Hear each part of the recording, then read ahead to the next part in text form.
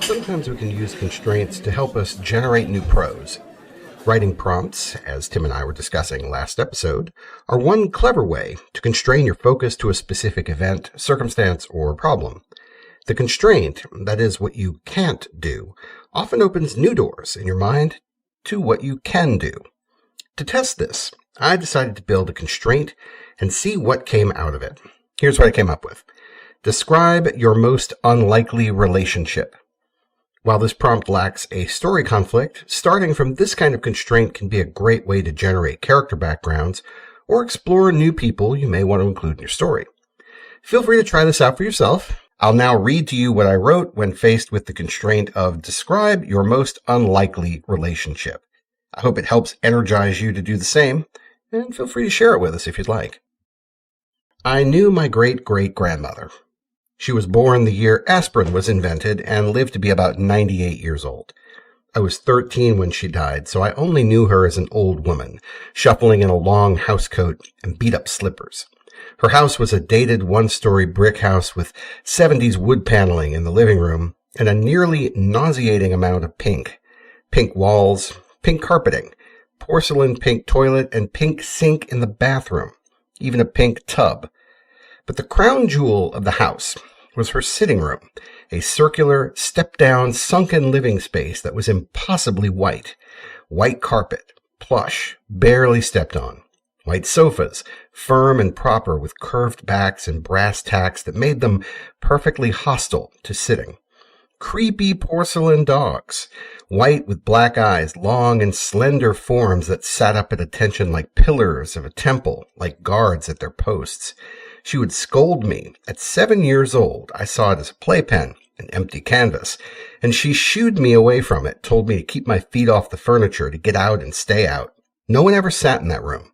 No one ever used it. My great-great-grandmother spent a great amount of her time sitting perfectly still in her living room chair, a threadbare, high-backed throne, listening to the ticking of the cuckoo clock, the whir of the refrigerator from the teal kitchen, the low hum of the AC. When the appliances all kicked off in unison like a celestial event, only the ticking clock remained, counting out her remaining life. In fact, all our remaining lives, in tiny echoes. My great-great-grandmother was of an age that she mistrusted banks, had 10 grand stuffed in her mattress when she died, and gave openly but cautiously to her family. Christmas, birthdays, Easter, there was a dollar-sized Hallmark card with a $5 bill inside. Granny fights inflation, the family cried with a roar of laughter. She loved collecting dimes, would wrap them in tin foil and save them for me.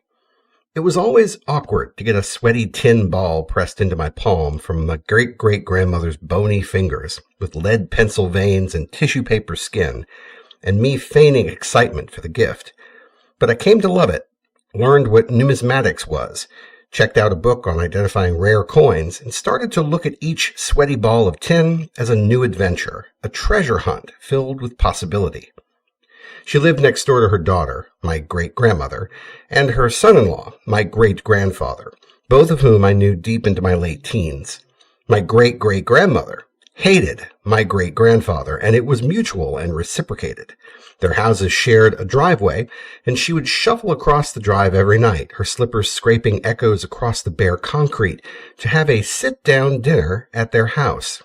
The tension at the dinner table was like a bank of smoke from an unseen fire, hostility permeating every grunt and chew and clink-clink of the knife against the butter dish. It was inescapable. Only the TV in the background kept the peace. Only Wheel of Fortune kept dinner from exploding. And even so, there were nights she would excuse herself from the table, food unfinished, and scuffle-shuffle her way back across the concrete driveway in the twilight. Like so many people from distant generations, she had outdated views. She once told me, "The South shall rise again," a common white supremacist refrain left over from the Civil War, from Reconstruction, from Jim Crow. I had no clue what she meant, but the way she said it, with such firm conviction, with steel in her jutting jaw, I believe she really meant it. I could only shake my head about that and wonder if she was taught to hate from the cradle, from her first step, maybe even at the chalkboard at school. I was too young to pass judgment on her then, and I'm too far removed now from her to know if my memories are even accurate or fair.